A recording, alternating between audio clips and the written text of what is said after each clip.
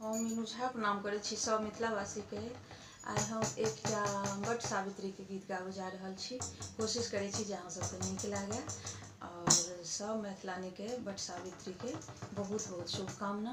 जय मिथिला, जय मैथिली। चलू सखी बरसाइत पूजैले, जेठक तिथि